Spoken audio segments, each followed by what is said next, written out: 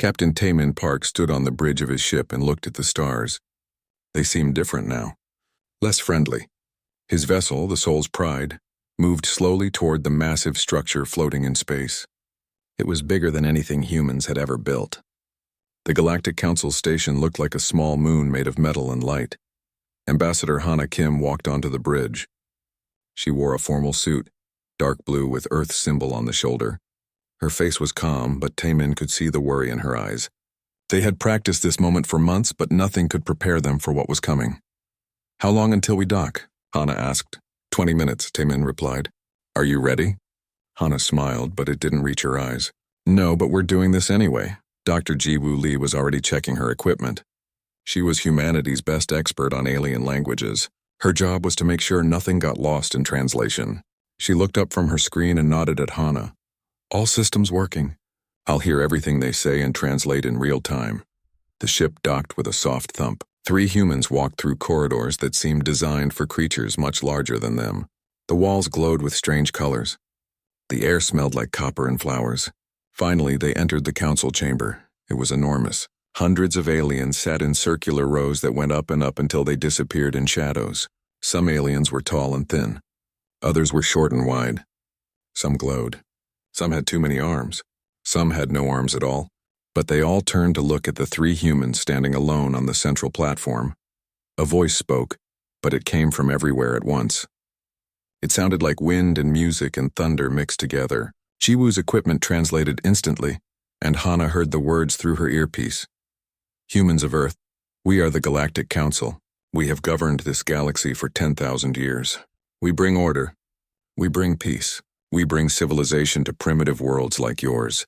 The voice belonged to Velmora, a being made of pure energy that floated above all the other aliens. It pulsed with different colors as it spoke. "You have discovered faster than light travel. This means you are ready to join galactic society, but joining requires following our laws, following our integration protocols." Hana stepped forward. Her voice was steady and clear. "We are honored to meet you. Earth is ready to learn from older civilizations. We hope to build friendships across the stars." Velmora's colors shifted to something darker. "Friendship comes later. First comes integration. We will explain the terms." A hologram appeared in the center of the chamber. It showed numbers and charts that Ji-Woo quickly translated. As Hana read them, her heart sank. The integration protocols demanded that Earth give 30% of everything it produced to the Council. Not just for a few years, for 500 years. Earth would also have to send 1 million people to serve in the Council's military. Earth scientists would work on Council projects. Earth's resources would be shipped to Council worlds. And Earth would have no vote in Council decisions until the 500 years were finished. "This is not integration," Hana said carefully. "This is servitude." The chamber filled with sounds. Some aliens made clicking noises. Others hummed. Ji-Woo translated. They were laughing. "It is tradition," Velmora said. "Every species pays this price. Every species benefits afterward. You will have peace. You will have protection. You will have trade. And if we refuse?" Hana asked. The laughter stopped. Silence filled the chamber like cold water. Then Velmora spoke again, and this time the voice was different. Harder, dangerous, no species refuses. Another hologram appeared. It showed 12 different planets. On each one, cities burned. Ships exploded. People died. The images were horrific. "These species refused," Velmora explained. "Some we destroyed. Others we conquered. All of them suffered. Some no longer exist. We do not want this for Earth. We want you to be wise. We want you to accept." Hana felt sick. She looked at Taemin and Ji-Woo. They looked back at her with the same expression. Horror, anger, fear. "We need time to discuss this with our leaders," Hana said. "This is a decision for all of humanity, not just for me." Velmora's colors flickered. "Time is a luxury. You have 72 hours. Return here with your answer. Accept the integration protocols or face the consequences. Choose wisely, humans." The meeting ended.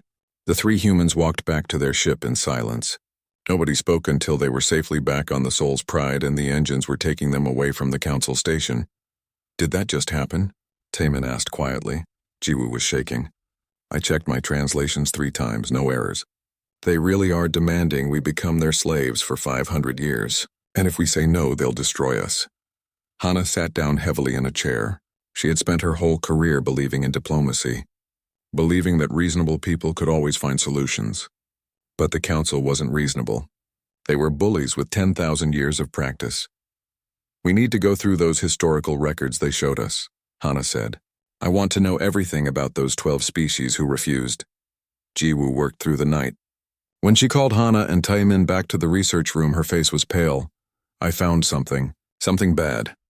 Jiwoo pulled up files on the screen. "I dug deeper into the council's public records. I looked at what happened to species who did accept the integration protocols." "And?" Taemin asked. "They never got their freedom back. After 500 years, the council found new reasons to keep them under control. New laws, new requirements. The tribute system never ends. It's not integration. It's permanent conquest. They just dress it up with nice words." Hana felt something break inside her. Her hope for peaceful contact. Her dream of humanity joining a great galactic community. It was all a lie. The council didn't want partners. They wanted servants. "The council has been doing this for 10,000 years, Jiwoo continued. They find new species. They give them this choice. Most species accept because they're afraid. The few who fight back get destroyed. But the ones who accept, they disappear slowly. Over centuries, the council absorbs them completely. Their cultures die. Their independence dies. Everything dies except their labor." Taemin clenched his fists. "We have to tell Earth. We have 72 hours to give them an answer. Humanity needs to know what we're really choosing between." The Soul's Pride raced toward home. Behind them, the council station grew smaller in the distance. But the weight of the choice grew heavier with every passing mile. Submit and die slowly, or resist and die quickly. Those were the only options the galaxy was offering humanity. As Earth appeared in the viewing window, blue and beautiful and fragile, Hana Kim wondered what answer her species would give. She wondered if humanity would survive either choice. She wondered if there was any hope at all. But deep in her heart, she already knew the answer. She had studied human history. Humanity had faced impossible choices before, faced empires and tyrants and bullies who demanded submission, and humanity had a long history of giving the same response to those demands. The Soul's Pride entered Earth's atmosphere. In 72 hours, the galaxy would learn what that response would be. The emergency meeting room was packed with people. Leaders from every nation sat around the large table. Military officers stood along the walls. Scientists watched from screens. Everyone had seen the recordings from the council station. Everyone knew what was at stake. General Sung-Ho Choi stood at the head of the table.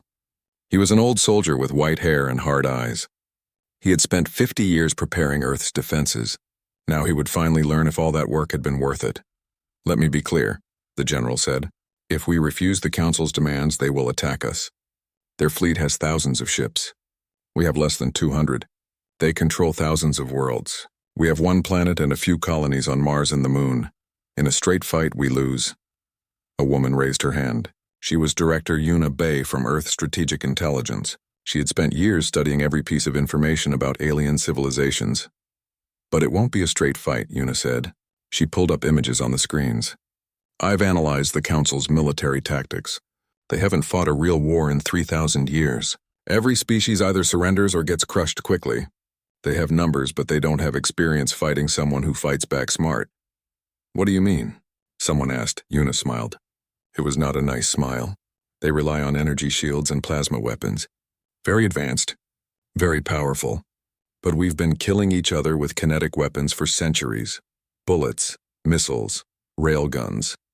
Our weapons are primitive by their standards, but their shields are designed to stop energy, not solid objects moving at high speed." General Choi nodded. "We've tested this theory. One of our railgun rounds can punch through their shield technology. They've never faced weapons like ours because everyone else in the galaxy abandoned kinetic warfare thousands of years ago." Ambassador Hana Kim had been quiet until now. She spoke softly, but everyone listened. "Are we really talking about war? About fighting the entire galaxy? Maybe we can negotiate better terms. Maybe we can—" "There are no better terms." The voice came from engineer Daewon Shin. She was young, barely 30, but she was humanity's best weapons designer. She worked at the Secret Lunar Defense Initiative. "I've read every treaty the Council has ever made. They don't negotiate. They dictate. Species who try to bargain get worse terms, not better ones. Daeun walked to the front of the room. She looked nervous but determined. I need to show you something. Something we've been building in secret for the past 10 years. We call it Project Ironwall. The screens changed. They showed hidden bases throughout the solar system. Weapon platforms on asteroids, ships disguised as mining vessels, missile silos on the dark side of the moon. Enough firepower to make any invasion costly. We've been preparing for hostile first contact since we developed FTL travel, General Choi explained. We hoped we'd never need it. But we're not naive. We knew the galaxy might not be friendly. Daeun pulled up another image. This one showed a sleek missile unlike anything else. This is a reckoning torpedo.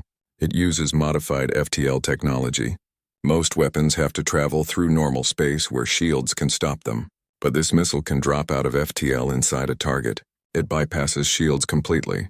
One torpedo can destroy a ship the size of a city. The room went quiet. Someone finally asked the question everyone was thinking. How many do we have? 47, Daeun said. One for each species in the Galactic Council. We've programmed them with the coordinates of their homeworlds. If they destroy Earth, these missiles will automatically launch and destroy their homes. Mutually assured destruction. Hana stood up, her face pale. You're talking about genocide, about killing billions of innocent people. No, Daeun said firmly. I'm talking about deterrence. About making sure they know we can hurt them just as badly as they can hurt us. Maybe then they won't attack at all. But if they do attack, Hana pressed. General Choi answered, then we make them regret it. We can't win a long war, but we can win the first battle. We can make it so expensive for them that they'll think twice about continuing. And if they don't stop, if they try to exterminate us, then yes, we take their homeworlds with us. The president of Earth had been listening to everything. Now she spoke for the first time. Can we actually win this? Tell me honestly. General Choi met her eyes. No, Madam President. We cannot win. Not against the entire galaxy. But we can survive. We can make them respect us. We can show them that conquering humanity costs more than it's worth. And maybe, just maybe, we can inspire other species to stand up too. Yuna added, our intelligence suggests at least 6 council species are unhappy with their situation. They were conquered centuries ago. If they see humans fighting back successfully, they might rebel. The council could face a galactic civil war. That's a lot of maybes, the president said. Yes, General Choi agreed. But certain submission means certain death for humanity. Maybe fighting gives us a chance. The debate continued for hours. Some argued for acceptance. Humanity was so young, so small. Why throw everything away fighting an unwinnable war? Others argued that living as slaves for 500 years was worse than death. That humanity's spirit would die even if humans survived. Captain Taemin Park finally spoke. He had been listening from the back of the room. I joined the space program to explore, to see new worlds, to meet new friends among the stars. I never wanted to be a soldier, but I've seen what the council really is. They're not friends. They're not civilization. They're just old bullies who've forgotten that someone might punch back, and I'd rather die fighting them than live serving them. His words settled over the room like snow. Quiet, heavy, final. Ambassador Hana Kim closed her eyes. She had spent her whole life preparing for first contact. She had imagined 1,000 different scenarios, but never this. Never having to choose between slavery and extinction. When she opened her eyes, tears ran down her face, but her voice was steady. We have to send our answer in 48 hours, she said. What should I tell them? The president looked around the room. She saw generals ready to fight, scientists ready to unleash terrible weapons, diplomats ready to deliver an impossible message. And she saw something else. She saw people who refused to bow. People who would rather stand and fall than kneel and survive. Tell them no, the president said. Tell them humanity does not surrender. Tell them we will fight for our freedom. And tell them that if they come to take it, they will pay a price they cannot imagine. General Choi nodded. I'll give the order. Project Ironwall becomes active immediately. All defense forces to battle stations. All torpedo platforms armed and ready. If they come, we'll be waiting. Daeun looked at her screens showing the 47 reckoning torpedoes. She had built them hoping they would never be used. Now she prayed they would be enough. Hana Kim prepared to return to the council station. This time she would not be offering friendship. She would be delivering a declaration. A line drawn in the void of space. Humanity would stand on one side, and the rest of the galaxy could choose which side they wanted to be on. The next 72 hours would change everything. Either humanity would earn its place among the stars through courage, or it would die defending its home. But it would not kneel. It would not submit. It would not surrender its future to bullies who had ruled the galaxy for too long. The die was cast. The choice was made. Now came the hard part. Now came the war. The Galactic Council chamber had never been so quiet. Ambassador Hana Kim stood alone on the central platform, just as she had 72 hours ago. But everything felt different now. The air felt heavier. The light seemed dimmer. The hundreds of alien eyes watching her felt like physical weight. Velamora floated above, pulsing with colors that Jiwoo's translator said meant impatience and certainty. The Council had not expected to meet again. They had assumed humanity would accept the integration protocols like every other species in galactic history. Humans of Earth, Velamora said. 72 hours have passed. What is your answer? Hana Kim took a deep breath. She thought about her home, about blue skies and oceans, about billions of people trusting her to speak for them, about children who deserve to grow up free. She activated her communicator so her words would be broadcast to every corner of the galaxy. No. One word. Simple, clear, final. The council chamber erupted. Aliens made sounds of shock. Some stood up. Others flickered or changed colors or emitted smells that Jiwoo's equipment couldn't even translate. Velmora's energy form flashed bright red. You refuse? Velmora's voice was thunder. You understand what this means? We understand perfectly, Hana said. We will not be slaves. We will not submit to your tyranny.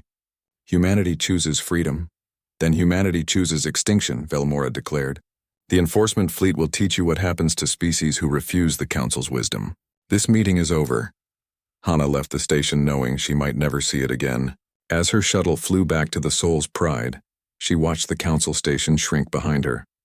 300 warships were already gathering around it, the enforcement fleet.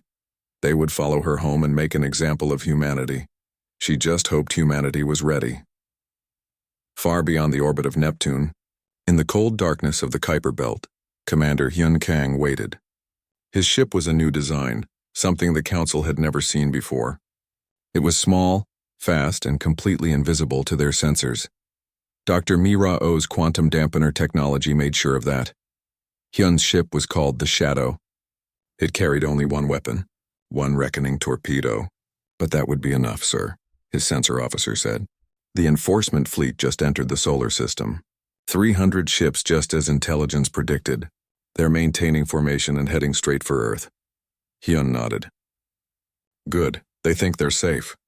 They think we'll see them coming and surrender. They don't know we've been watching them since they left Council space. How long until they reach the Kuiper Belt? 2 hours, sir. Then we have 2 hours to get into position. Move us to intercept coordinates. Silent running. No emissions. We're ghosts.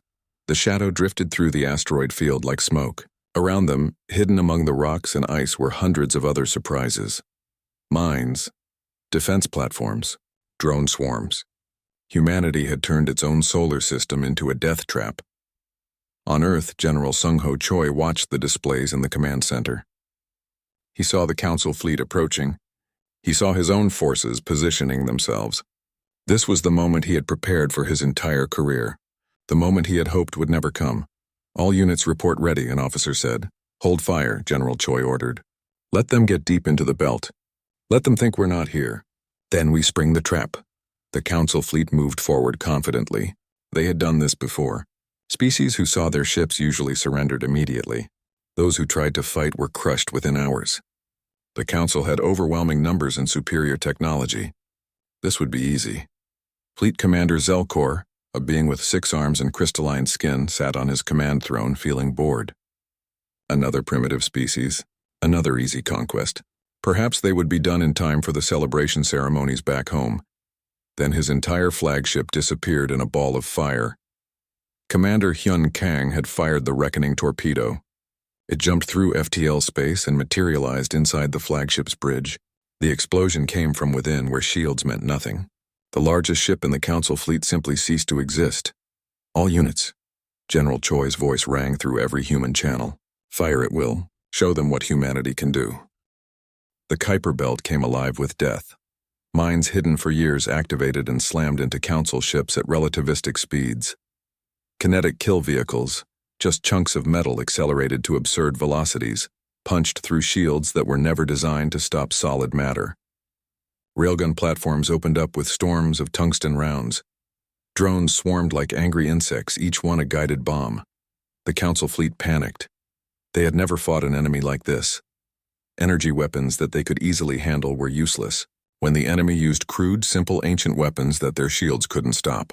Ships that were invisible to their sensors struck from the darkness. Traps were everywhere. A young woman named Subin Han piloted a civilian cargo hauler called the Morning Light. She had volunteered for combat even though she wasn't military. When the call went out for anyone willing to fight, she had answered without hesitation. Her ship was old and slow, but she had loaded it with every explosive she could find. Subin watched a Council carrier launch fighters. Those fighters would attack Earth's orbital stations where her parents lived. She made her decision in seconds. Her cargo hauler was doomed anyway, but maybe she could save others. Morning Light to command, she said calmly. I'm making a run at that carrier. Tell my family I love them. Negative, Morning Light, the controller shouted. You don't have weapons to... But Subin had already cut her engines and pointed her ship at the carrier. She burned all her fuel in one massive thrust. The Morning Light accelerated straight at the enemy ship. Council fighters tried to intercept her, but she was too fast, too committed, too fearless. The cargo hauler smashed into the carrier's landing bay and exploded. The entire carrier broke apart. Hundreds of Council fighters that would have attacked Earth died before they could launch. Subin Han's last act saved thousands of human lives. The battle raged for 4 hours. The Council's superior numbers meant nothing in the chaos of the asteroid field. Human forces struck from ambush, destroyed targets, and vanished before the Council could respond. Drone swarms overwhelmed point defense systems. Nuclear mines turned sections of space into fireballs. And always, the railgun fire. Endless streams of metal moving at impossible speeds. When the Council fleet finally retreated, they had lost 67 ships. The humans had lost 23 vessels and 4,000 people. The casualty ratios shocked the galaxy. Back at the Council station, Velmora watched the battle recordings in disbelief. This was impossible. Humans were primitive. They had only just developed FTL travel. They should have been crushed instantly. Instead, they had won. How? Velmora asked the military commanders. How did they do this? A young Council member named Ziv, whose species had been conquered 800 years ago, spoke quietly. Because they know how to fight. Because they've been fighting each other for their entire history. Because they never forgot what war really means. They got lucky, one old Council member insisted. We send the full fleet. 10,000 ships, they cannot stop that. But Ziv saw something in the battle recordings that others missed. The humans had fought with creativity, courage, and complete disregard for their own safety. Subin Han's sacrifice had become a symbol. Within hours, her last words were being broadcast across the galaxy. Other subjugated species were watching. Other oppressed peoples were learning. Humanity had done something no species had done in 10,000 years. They had made the Galactic Council bleed. Before the Council could plan their next move, Earth broadcast a message to every world in the galaxy.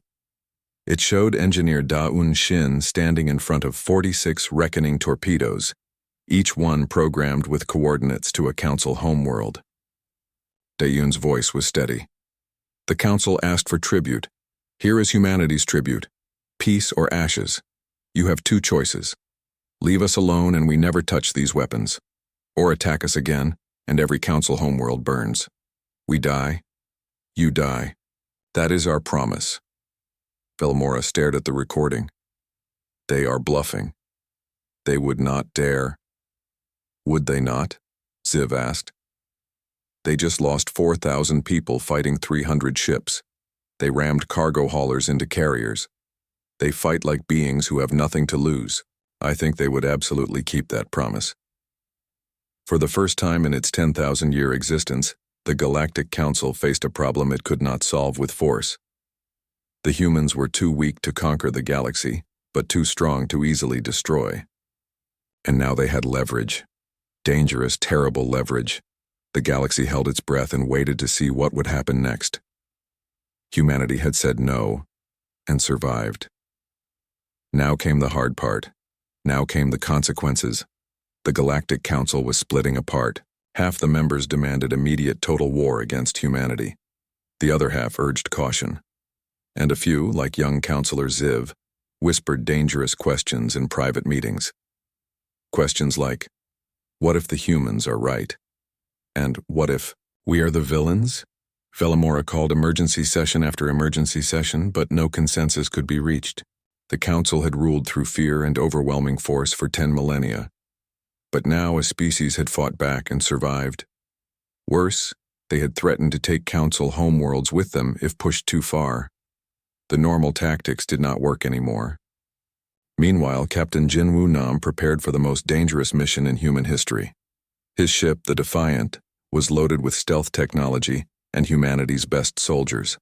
Their target was deep in Council space, the Tributary Archives, a yaoi, massive data station that held records of every species the Council had ever conquered. This is suicide, one of his officers said as they reviewed the mission plan.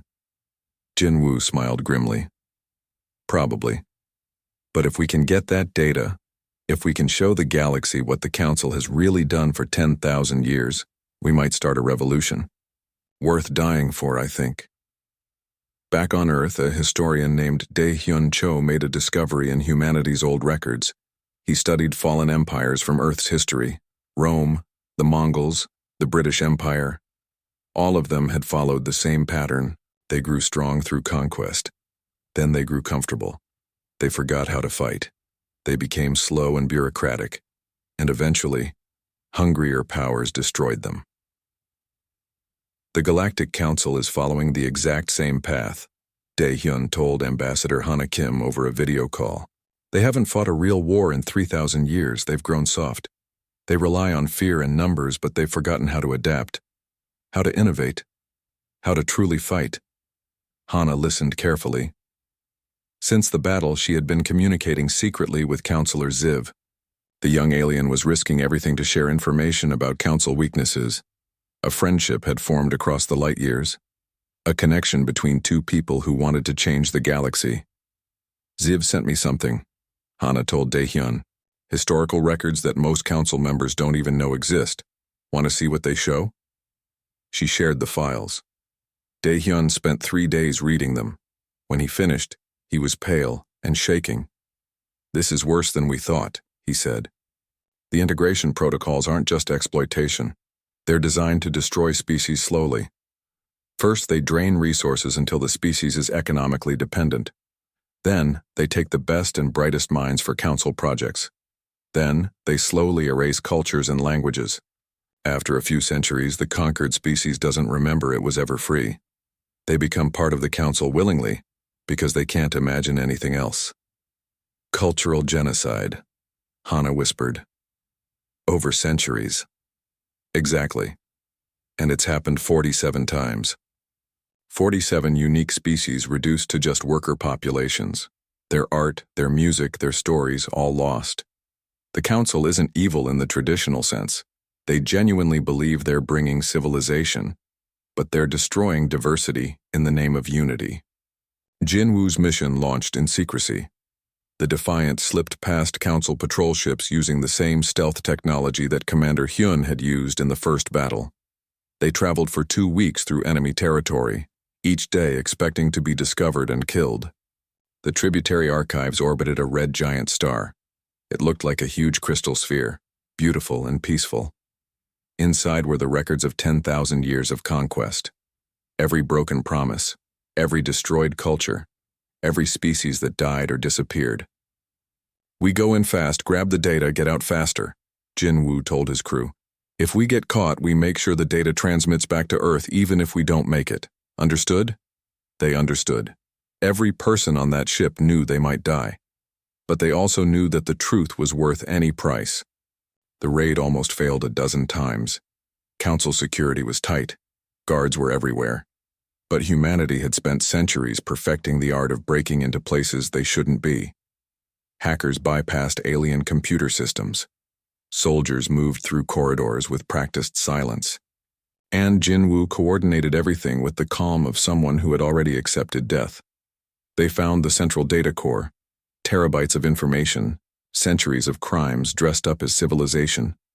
One of the crew members, a young woman named Yeon Seo-go, couldn't stop crying as she downloaded files showing what happened to species who accepted integration. "They're all gone," she whispered. "Every single one.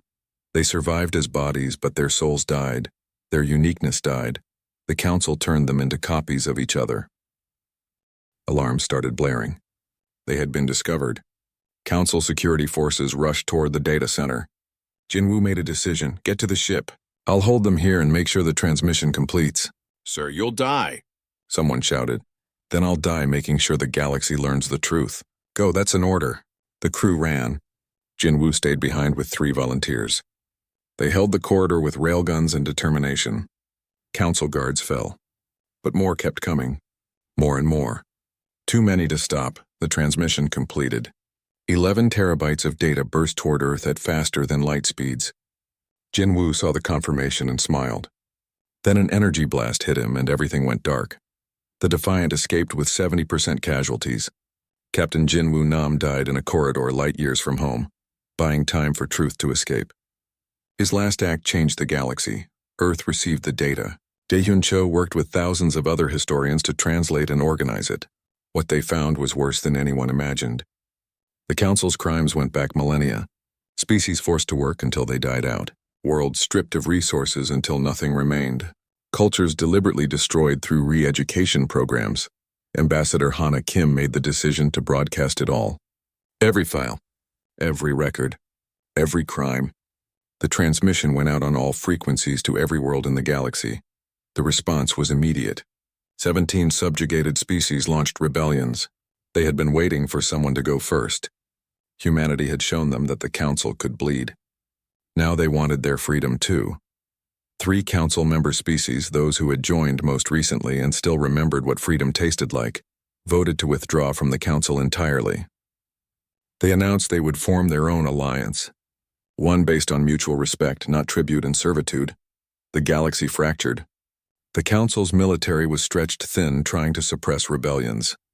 Their economy was collapsing as species refused to pay tribute. Their authority, built over 10,000 years, was crumbling in weeks. Vellamora watched the Empire fall apart and felt something new. Fear. Real fear. Not fear of defeat in battle, but fear that everything the Council represented was wrong. That humanity's one-word response, that simple no, had been more powerful than 10,000 years of forced peace. Counselor Ziv contacted Ambassador Hana Kim directly. "The Council wants to negotiate. They won't admit it publicly yet, but they're desperate. They need this to stop before everything collapses." "Good," Hana said. "Let them feel desperate for once. Let them understand what it's like to have no power. Then maybe we can talk about real peace. Not the peace of the powerful over the weak, but the peace of equals." General Sung-ho Choi watched the reports of rebellions spreading across the galaxy. He felt sad for all the death, but also hopeful. Humanity had not just defended itself. It had started something bigger, a movement, a change. The galaxy would never be the same. Engineer Da-Yoon Shin stood in front of her 46 remaining reckoning torpedoes. She prayed every day that she would never have to launch them, but she kept them ready just in case. Humanity had learned the hard way that the galaxy respected strength. Until real peace came, they needed to stay strong. Daehyun Cho published his analysis of the tributary archives. His report was simple and devastating. The Galactic Council has committed systematic cultural genocide against 47 species over 10,000 years. They are not a force for civilization. They are a force for conformity purchased through exploitation. The galaxy deserves better. Across 1,000 worlds, people read those words and agreed. The galaxy did deserve better. And maybe, just maybe, humanity had shown them how to get it. Not through submission, not through surrender, but through the courage to say one simple word to tyranny: no. The negotiation station floated in neutral space, built cooperatively by humans and reformed council species over 3 months. It was not as grand as the old council station, but it was different in a more important way. It was built by equals, not masters and servants. Ambassador Hana Kim arrived with a small delegation. She was older now, with gray streaks in her hair. The war, brief but brutal, had aged her. She carried the weight of 4,000 human dead and millions of aliens who died in the rebellions. But she also carried hope. Counselor Ziv greeted her at the airlock. They embraced like old friends, which they had become. On the other side of the airlock stood Counselor Tavis, an old hardliner who still believed the council had done nothing wrong. His species had been council members for 8,000 years. He remembered when they were the ones who said no to an even older empire. "This is a waste of time," Tavis said immediately. "The council's authority must be restored. Order must return. These rebellions must be crushed. The council's authority is gone," Hana replied calmly. "You can't restore something built on lies. We are here to build something new, something better." They gathered in a conference room. Beings from dozens of species sat together. Some were council members seeking to reform. Others represented newly free worlds. And sitting among them were humans, a species that had been spacefaring for less than a century, but had changed the galaxy forever. The negotiations were difficult. Tavis demanded that humans surrender their weapons and accept modified tribute terms. Reduced, he promised, but still tribute. Order required hierarchy, he argued. Someone had to lead, no, Hana said simply. She had become very good at saying that word. "We're not negotiating how to restore the old system. We're negotiating what the new system looks like. And the new system is based on equality." "Impossible," Tavis said. "The galaxy is too large, too diverse. You need central authority to prevent chaos, to prevent war." Admiral Taman Park, who had been promoted after the battle, leaned forward. "For 10,000 years you created peace through fear. You prevented wars by threatening anyone who fought back. That's not real peace. That's just suppressed violence waiting to explode. And what is your alternative?" Tavas challenged. "Democracy? How do you create democracy across thousands of worlds with thousands of different cultures?" "One step at a time," Ziv answered. "We start by ending the tribute system. We give every species full autonomy. We create a galactic assembly where each species has one vote, regardless of military power or economic strength. We make decisions through consensus, not force. And if species disagree? If conflicts arise? Then we mediate," Hana said. "We negotiate. We compromise, like civilized beings are supposed to do, not threaten and conquer." The debate continued for days. Tevas fought every change, clinging to the old ways. But more and more council members sided with reform. They had seen what happened when species said no. They had seen the rebellions. They had seen their entire civilization nearly collapse in weeks. The old way was dead. They needed something new or everything would fall apart. On the third day, a young human cadet named Ki-jun Park arrived with a special delegation. He was Subin Han's younger brother. He came to speak for the families of those who died defending Earth. "My sister rammed her cargo ship into a council carrier," Ki-jun said quietly. "She died to save others. She died because she believed freedom was worth any price. I'm here to make sure her death meant something. To make sure we build a galaxy where no one has to make that choice again." His words hit Tavis hard. The old counselor had lost his own sibling in a war 8,000 years ago. A war that had been forgotten in the long peace of the council. He had forgotten what it felt like to lose someone to violence. "To have your family torn apart by war. You're asking us to trust each other," Tavis said slowly. "After everything. After wars and rebellions and death. You want us to just trust that democracy will work?" "Yes," Hana said simply. "Because the alternative is more of what we just went through. More death. More suffering. More species ground down until they disappear. We can do better. We have to do better." A vote was called. The reformed council members voted to dissolve the Galactic Council and create the Galactic Assembly. By a narrow margin, the motion passed. The tribute system was abolished. Each species gained full autonomy. A democratic body would handle disputes and coordinate mutual defense. It was not unanimous. Several council species refused to accept the changes and withdrew from galactic politics entirely. Others promised to continue as they always had, just without the council name. But most species, especially the newly freed ones, embraced the new system with desperate hope. Ambassador Hana Kim was elected first Speaker of the Galactic Assembly. She would serve a 5-year term, then another species would lead. Power would rotate to prevent any group from dominating. It was not perfect, but it was a start. General Sung Ho Choi attended the memorial service for the 4,000 humans who died in the battle. He met Ki-jun Park there, standing at his sister's memorial marker. The young man had tears in his eyes, but also determination. She would be proud. General Choi said quietly, "What we've built, what we've started. Your sister's sacrifice was not in vain." "I know," Ki-jun said. "That's why I'm joining the military. To protect what she died for. To make sure no one forgets why we said no." Engineer Da-eun Shin stood in her workshop dismantling the reckoning torpedoes. She kept two, just two. One was held by humans. The other was split between the Assembly's Security Council. The launch codes were divided among 3 species, including one that had been subjugated for centuries. A deterrent that required cooperation to use. Hopefully, it would never be needed. The galaxy slowly transformed. It was messy and complicated and frustrating. Species disagreed constantly. Some conflicts escalated to small wars before mediation could resolve them. The Galactic Assembly was criticized as weak and inefficient. But it was better than the alternative. It was better than the Council. 5 years after the Battle of the Kuiper Belt, humanity launched its first colony ship to a distant world. The ship, named the New Hope, carried 50,000 people. Among them was Ki-jun Park, now a decorated officer, carrying his sister's ashes to scatter on a new world under foreign stars. Admiral Tae-min Park commanded a new ship called the Unity. It was built cooperatively by 12 species, a symbol of what the galaxy could become. His crew was diverse. Humans worked alongside aliens who had been enemies a decade ago. They explored unknown regions not to conquer, but to discover. Ambassador Hana Kim, now elderly but still sharp, stood in the assembly chambers with Counselor Ziv, her closest friend. They watched a debate about trade regulations between 2 species who were learning to compromise instead of fighting. It was boring and bureaucratic and beautiful. "Do you think it will last?" Ziv asked. Hana smiled. "No system lasts forever, but this one is better than what came before.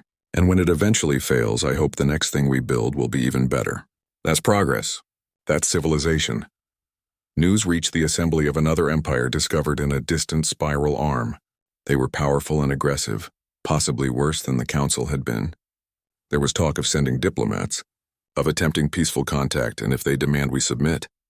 A young assembly member asked nervously, "If they threaten us?" Hana Kim's answer was immediate, and everyone in the chamber understood. "Then we will give them the same answer humanity gave the Council. And we will stand together this time. All of us. Because we've learned what happens when you let bullies rule the galaxy." The assembly member nodded, satisfied. The galaxy had changed. Species who had been conquered and oppressed for millennia now stood as equals. They had learned courage from the youngest species among them. From the humans who looked at an impossible situation and said one simple word. On Earth, they built a monument to Subin Han and the other 4,000 who died in humanity's first battle for freedom. The inscription was simple. They said no so the galaxy could say yes to something better. Children played around the monument, not understanding yet what it meant. But they would learn. Every human child learned about the day Earth faced the Galactic Council, about the choice between submission and resistance, about the courage to stand up even when victory seemed impossible. And across the galaxy, on thousands of worlds, other species told the same story to their children. About the young species that refused to kneel. About the battle that started a revolution. About one word that changed everything. No, it was a simple word, but it had power. The power to reject injustice. The power to demand better. The power to inspire others. Humanity had brought many things to the galactic community. Technology and art and culture and courage. But the greatest gift was teaching the galaxy that sometimes the most important thing you can say to tyranny is no. The galaxy was not perfect. There were still conflicts and problems and injustices, but it was better. And it would keep getting better because billions of beings had learned from humanity's example. They had learned to question authority, to demand freedom, to stand together against oppression. Admiral Taemin's ship, the Unity, jumped to faster than light speed and disappeared into the unknown. Somewhere out there were new worlds to discover, new species to meet, new challenges to face. But humanity would face them not as conquerors or servants, but as free beings among equals. The future was uncertain. The galaxy was dangerous, but for the first time in 10,000 years it was also full of hope. And that hope had started with one word, the word that terrified the Galactic Council, the word that freed the galaxy. No,